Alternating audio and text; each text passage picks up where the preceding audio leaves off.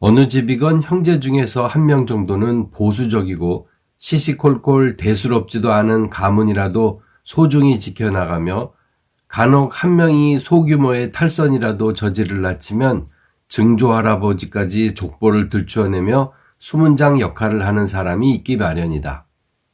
우리 집 3남 3녀 중 그런 기질을 가장 많이 가지고 있는 사람은 다름 아닌 우리의 맏누이 경욱 누나인 것이다.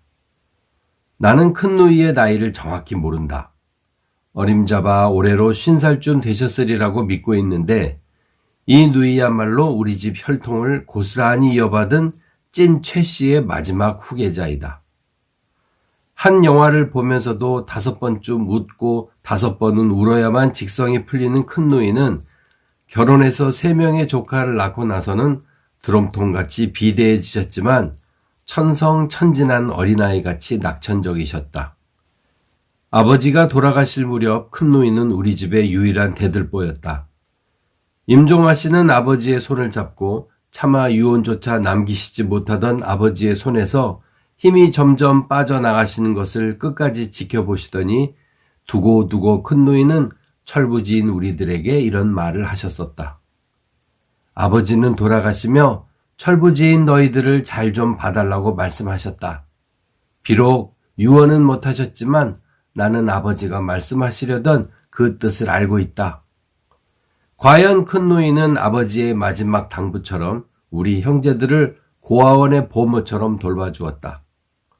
우리들의 조카인 자신의 아들, 딸보다 형제들 걱정에 잠 못 이루던 큰 누이는 지금은 만날 수 없는 이북의 할머니, 작은 아버지들의 이야기를 기회 있을 때마다 해주셨으며 형제들의 일이라면 비대한 몸집을 이끌고 가장 미더운 수호신처럼 나타나시곤 하셨다. 형 대학시험, 졸업식, 취직시험, 내 중학시험, 대학시험, 동생 입학식, 고등학교 입학시험, 그럴 때마다 큰 누이는 보온병에 뜨거운 보리차를 해들고 그 추운 교문 앞에서 우리들 최가의 똑똑한 동생들이 떨어질 리야 있는가 자신만만하게 지켜서 계셨다. 얘들아, 너희들은 아버지가 돌봐주신다. 그것을 잊지 말아라.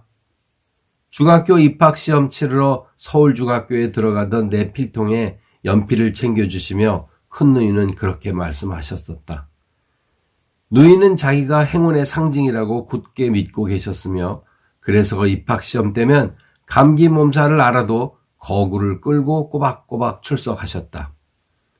누이의 신념은 틀림이 없어 내 동생 녀석이 한번 재수했던 것만 빼놓으면 KO율 99%였었다. 그렇다.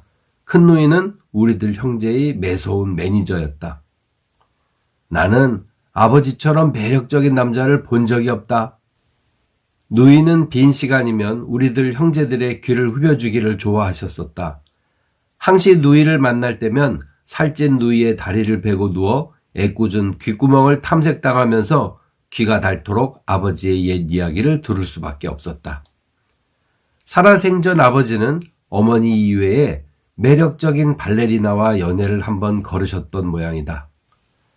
아버지는 엉큼스럽게 그 무용가를 집에 누이들 춤 가정교사로 초빙해 두고서 매우 합법적인 은밀한 데이트를 하셨던 모양인데 당시 고등학교에 재학 중이던 감수성이 예민한 큰 누이가 그것을 몰랐을 리가 없었다.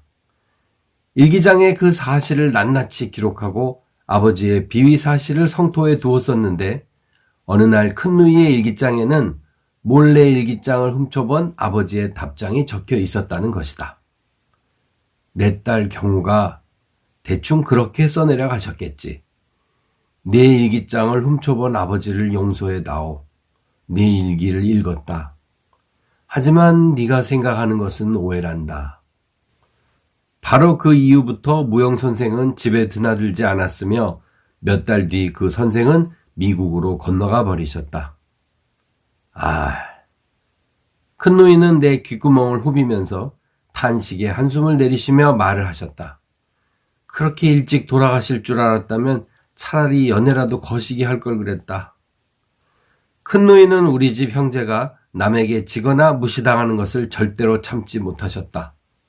워낙 옷을 험하게 입는 내가 중학교 2학년 때 전쟁고와 같은 교복 차림을 하고 있자 어느 날 선생님은 농담식으로 너는 어쩌면 그렇게 거렁뱅이 같은 옷을 입고 다니냐 하고 말을 하신 적이 있었다.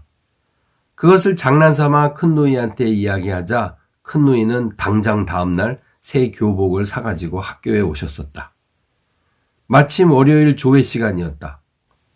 조회 시간이 임박해 키 작은 내가 앞줄에 서 있었는데 비대한 우리 누이는 자기의 사랑하는 남동생을 거렁뱅이로 지칭한 선생님의 말을 대항하듯 당장 나를 불러내더니 운동장 뒤쪽 철봉대 밑으로 끌고 가 옷을 갈아입으라고 명령하셨다. 나는 3,000명이 조회를 서려고 줄지어선 행렬 뒤에서 바지를 벗고 새 교복을 입었었다. 누이는 우리들의 카리스마적인 왕이셨으며 마음 착한 매형에게는 여왕이셨다. 군에 계시던 매형이 술 취해 귀가하실 때면 운전병을 제치고 자기가 운전하겠다고 고집을 부리는 일이 왕왕 있었다. 말리던 운전병이 하다못해 전화를 걸면 누이는 자리를 박차고 일어나 택시를 타고 매형을 납치하러 수색을 떠나곤 하셨다. 누이에게 납부되어 끌려온 매형은 별 수 없이 아양을 떨며 이렇게 말씀하시곤 했다. 장군님, 앞으로 주의하겠습니다. 카카. 큰 누이가 40도 훨씬 넘어 가족과 모두 미국으로 이민 떠나셨다. 자신들의 안락을 위해서가 아니라 조카들의 미래를 위해 미련 없이 이민을 떠나겠다고 말하는 누이의 머리칼은 희뜩희뜩 흰 머리칼이 돋아나 있었다. 4년 전 세계여행 중에 나는 누이를 만났다. 누이는 개척정신이 투철한 서부의 여자 깽두목처럼 달라져 있었다. 그처럼 낮잠 많던 누이가 하루에 5시간밖에 못 주무신다는 말을 듣고 나는 그날 밤 침대 위에 누워 잠을 이룰 수가 없었다. 꿈속에서도 한 푼이라도 더 벌기 위해 재봉틀을 돌리는 큰 누이의 분주한 소음이 내 가슴에 맺혔었다. 밖은 미국, 창밖으로 LA의 빌딩이 보이는 아파트 둥그런 식탁 위에 누이는 나를 위해 쇠꼬리 곰탕을 푹 삶아주셨다. 그저 뭐니 해도 이것을 먹어야 힘이 솟는다. 미국으로 떠나시기 전 누이는 자신의 집에 걸렸던 벽시계를 내게 주셨다. 그 시계가 우리 집 거실에 걸려 15분마다 웨스터민스터 사원의 종소리를 울리고 있다. 딩댕 딩동 딩동 댕동. 그 소리를 들을 때마다 조회 시간을 앞두고 철봉대 밑에서 내 옷을 벗기고 새 옷을 입혀주시던 누이의 자부심, 그 따사롭던 손길이 생각난다. 며칠 전 장리욱 박사님의 따님이 미국에서 귀국하셨던 길에 나를 우연히 만나서 이렇게 말을 해주셨다. 한밤중에 전화를 걸면 경욱이가 이렇게 얘기하죠. 그래. 그래서 피곤해. 잠이 모자라서 그래. 신이여, 바라옵건대 우리 큰누이에게 이제는 제발 땀 흘려 노력한 대가만큼의 행복과 부족한 잠을 채워줄 여유를 주옵소서.